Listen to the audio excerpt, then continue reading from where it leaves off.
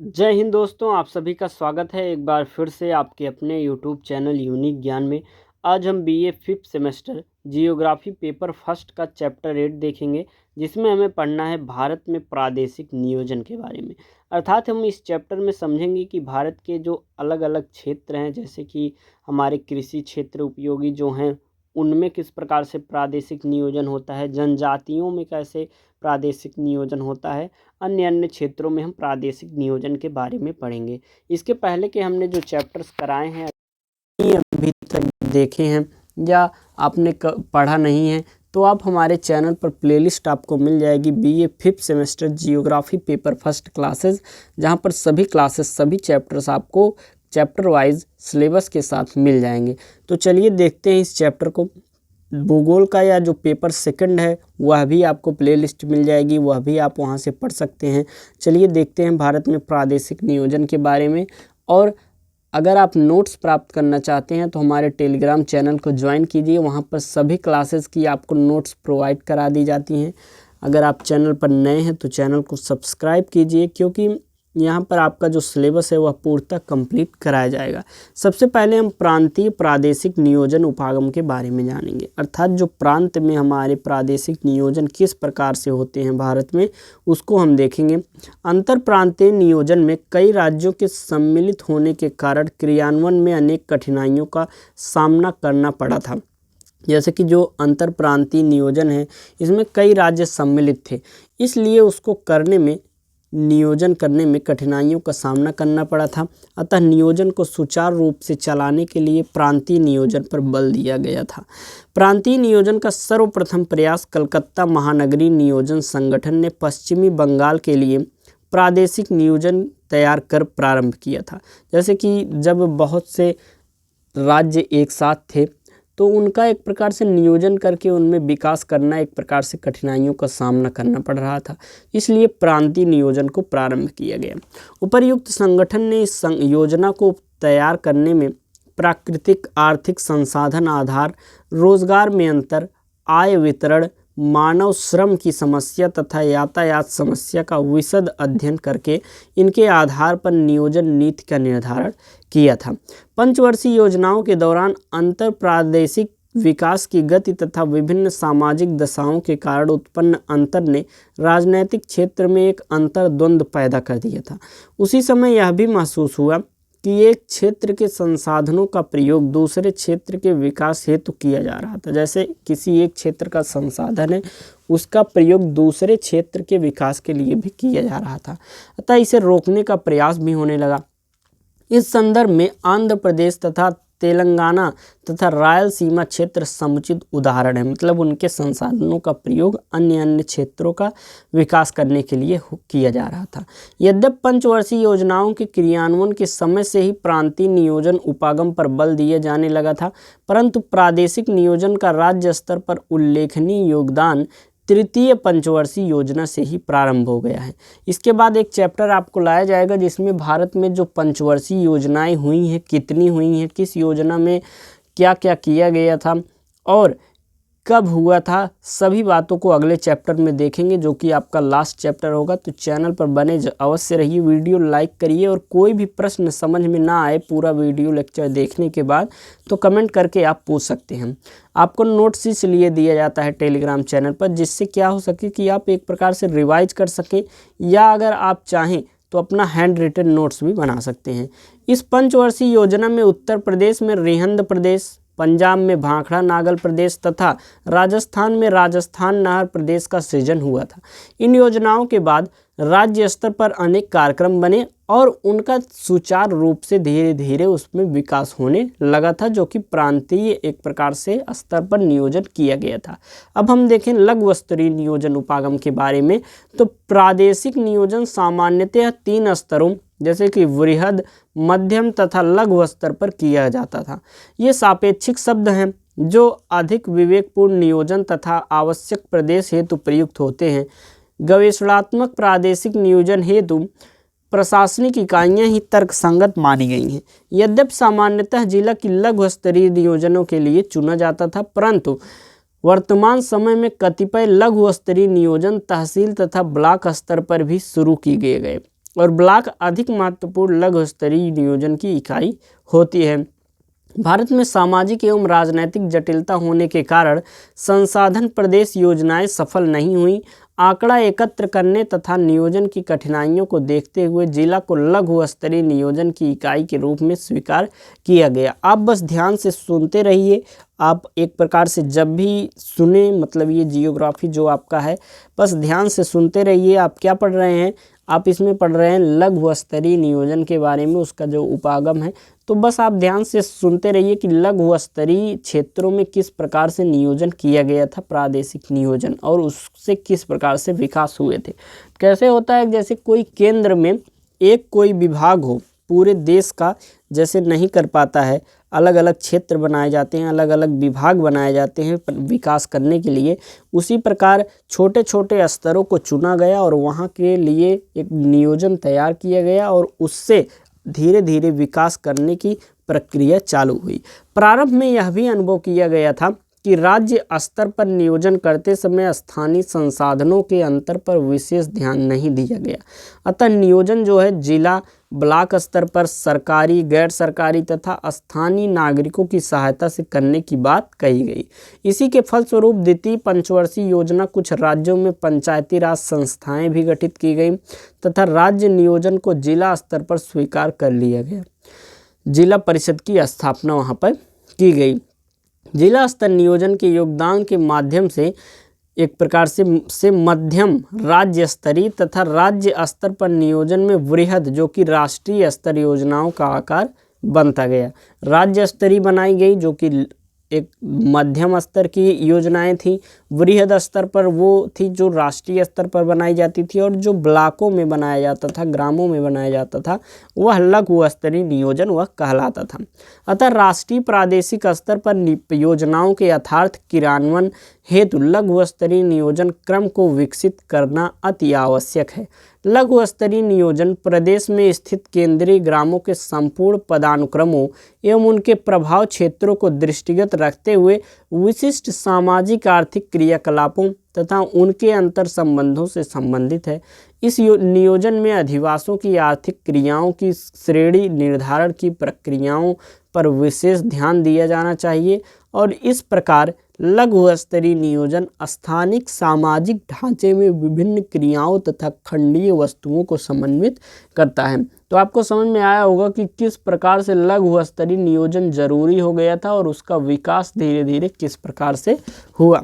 आगे हम देखेंगे सीमा क्षेत्र विकास कार्यक्रम जो कि BADP border area development program जो है वह किस प्रकार से विकसित हुआ और बॉर्डर एरिया में विकास के कार्यक्रम क्या क्या बनाए गए थे। 7वीं पंचवर्षीय योजना के अंतर्गत सरहदी क्षेत्रों के विकास के लिए यह कार्यक्रम शुरू किया गया और इसका पूरा खर्च केंद्रीय सरकार द्वारा वहन किया जाता है। इसका उद्देश्य पश्चिमी राज्यों के संवेदनशील सीमा क्षेत्र में अवस्थापना सुविधाओं का प्रावधान कर एवं स्थानीय जनसंख्या में सुरक्षा भावना मजबूत कर क्षेत्र का समुचित विकास करना था। आगे हम देखेंगे यह कार्यक्रम जो है कहाँ कहाँ लागू हुआ। पंजाब, राजस्थान, गुजरात, जम्मू कश्मीर के सरहदी क्षेत्रों में शुरू किया गया। इस पर 7वीं योजना में लगभग 200 करोड़ रुपए खर्च करने का प्रावधान किया गया था। इस कार्यक्रम का समुचित क्रियान्वयन 1986-87 में किया गया था। प्रारंभिक दौर में वर्तमान कार्यक्रम गृह मंत्रालय द्वारा शुरू किया गया और बाद में उस कार्यक्रम का अधिकांश ध्यान मानव संसाधन के विकास पर केंद्रित कर दिया गया। इसके अंतर्गत सीमा के नज़दीकी विकास खंडों में स्कूल, तकनीकी शिक्षा तथा व्यवसाय परक शिक्षा पर ध्यान दिया जाने लगा और इस कार्यक्रम के 4 तत्व हैं। कौन कौन से? लक्ष्य क्षेत्र में फोटो परिचय पत्र उपलब्ध कराना, दूसरा सिंचाई और शिक्षा तथा सामाजिक आर्थिक विकास पर शोध करवाते रहना प्रमुख इसका क्या था? कार्यक्रम था। आगे हम देखेंगे इस कार्यक्रम को 8वीं योजना में भी भारी रखा गया तथा 640 करोड़ रुपए खर्च करने का बजट किया गया। इस योजना अवधि में उपरोक्त कार्यक्रम को भारत के पूर्वी प्रदेशों के सरहदी क्षेत्रों में भी विस्तारित कर दिया गया था। अब हम देखेंगे समन्वित ग्रामीण विकास कार्यक्रम के बारे में। यह कार्यक्रम जो है सर्वप्रथम 1976 से 77 में 50 चयनित विकास खंडों में लागू किया गया। इसका मुख्य उद्देश्य विकास कार्यक्रमों से ग्रामीण जनसंख्या को लाभ दिलाना था। विकास कार्यक्रमों से ग्रामीण जनसंख्या को लाभ दिलाना इसका क्या था, मुख्य उद्देश्य था। किसका? समन्वित ग्रामीण विकास कार्यक्रम का। यह कब लागू हुआ था? यह सन 1976 से 77 के मध्य में हुआ था, इसके बीच में हुआ था, जिसमें 50 विकास खंडों को चुनकर उसमें लागू किया गया था।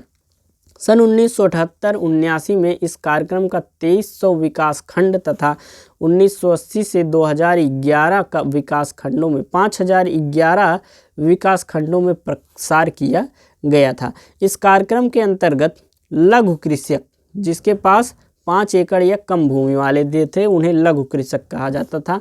सीमांत कृषक, जिसके पास 2.5 एकड़ या कम भूमि वाले थे।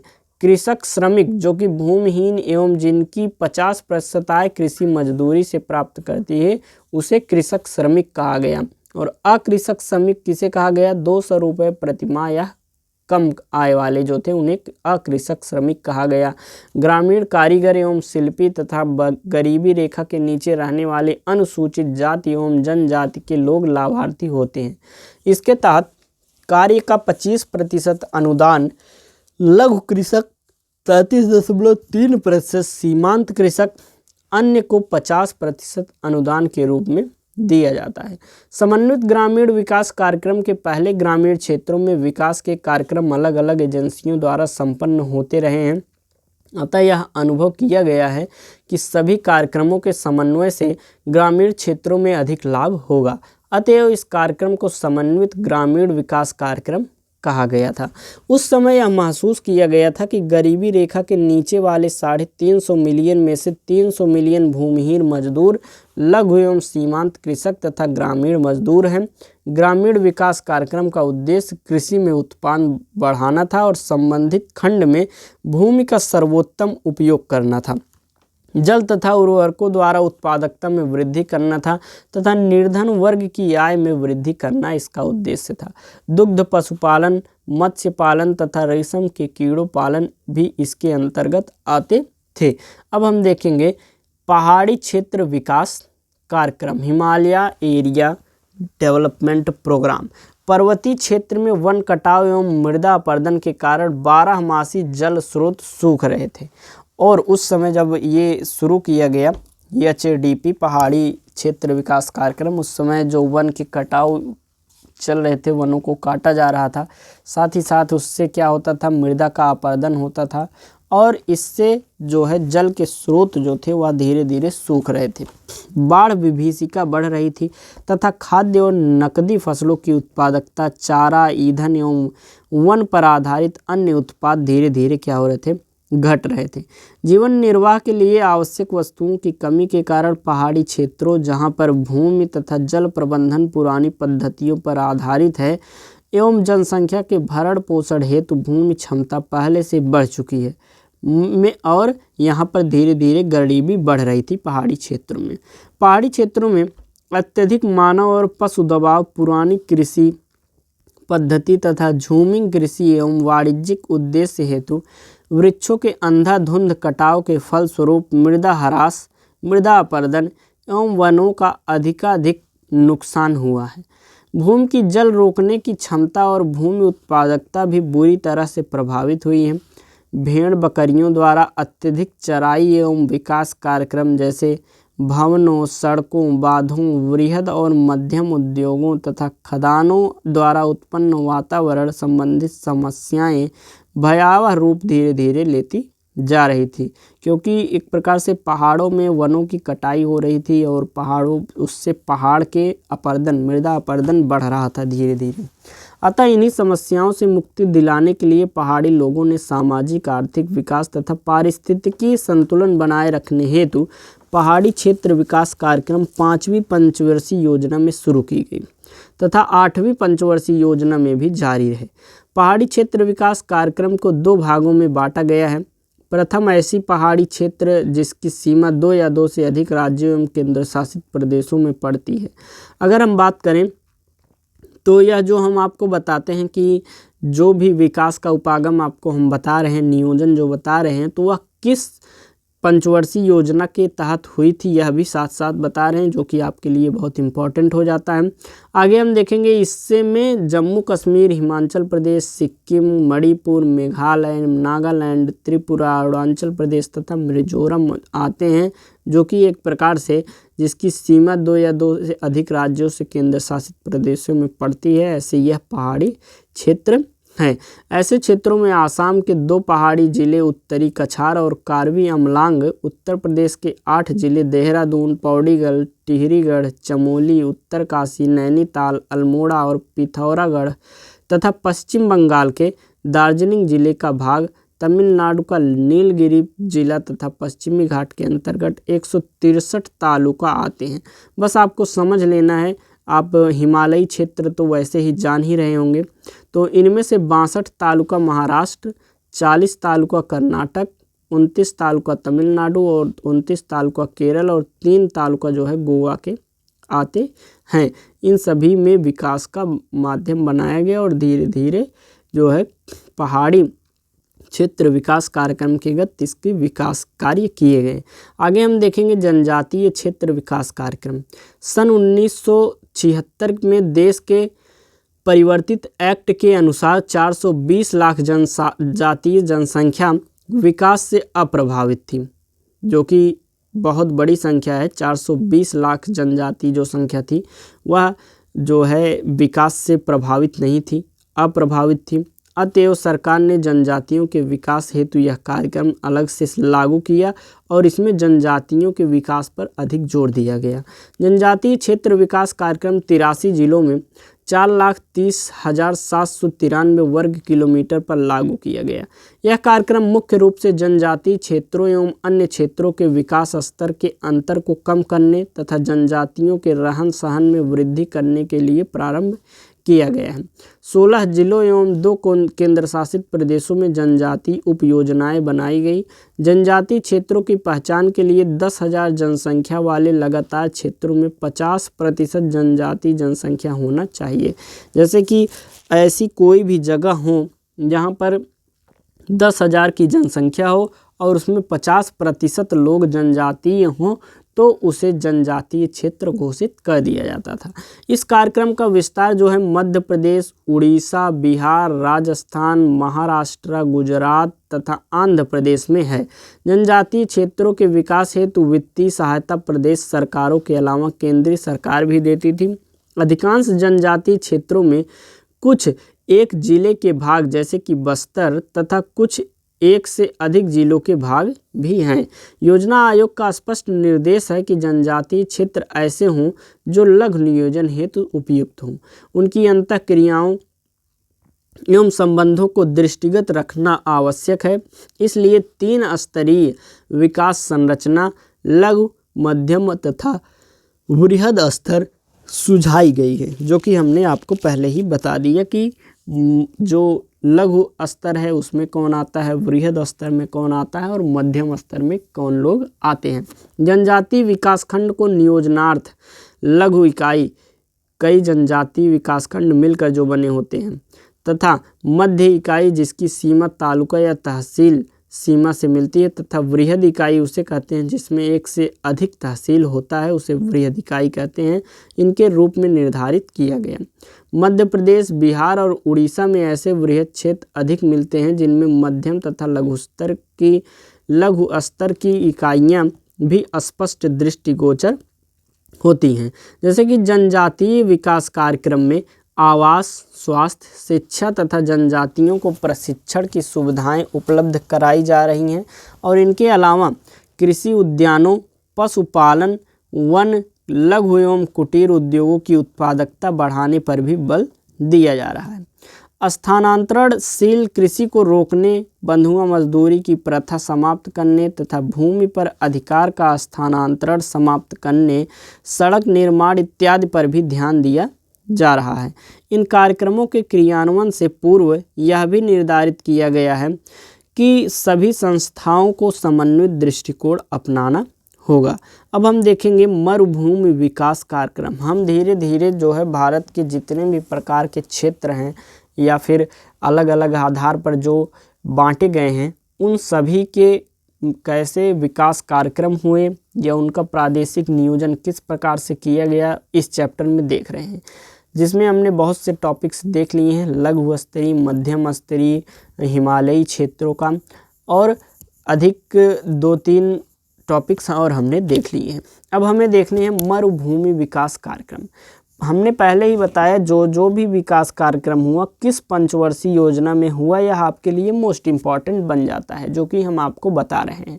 तो हर एक जो कार्यक्रम है उसका किस पंचवर्षीय योजना में वह क्रियान्वयन उसका हुआ था, यह आप अवश्य ध्यान में रखिएगा। तो मरुभूमि विकास कार्यक्रम जो है वह 5वीं पंचवर्षीय योजना, जो कि 1977 से 78 में मरुभूमि के विकास हेतु कार्यक्रम 5 राज्यों जैसे कि गुजरात, राजस्थान, हरियाणा, गर्म मरुस्थल और जम्मू कश्मीर तथा हिमाचल प्रदेश। हरियाणा जो है गर्म मरुस्थल यहाँ पर था, जम्मू कश्मीर तथा हिमाचल प्रदेश में शीत मरुस्थल। यहाँ तीनों जगह जो है गर्म मरुस्थल था, गुजरात, राजस्थान, हरियाणा में, और जम्मू कश्मीर तथा हिमाचल प्रदेश में शीत मरुस्थल है के 21 जिलों तथा 131 विकास खंडों में यह जो कार्यक्रम है मरुभूमि विकास कार्यक्रम शुरू किया गया। इन मरुस्थलों के अंतर्गत लद्दाख एवं स्पीति के 2 शीत मरुस्थल भी सम्मिलित थे।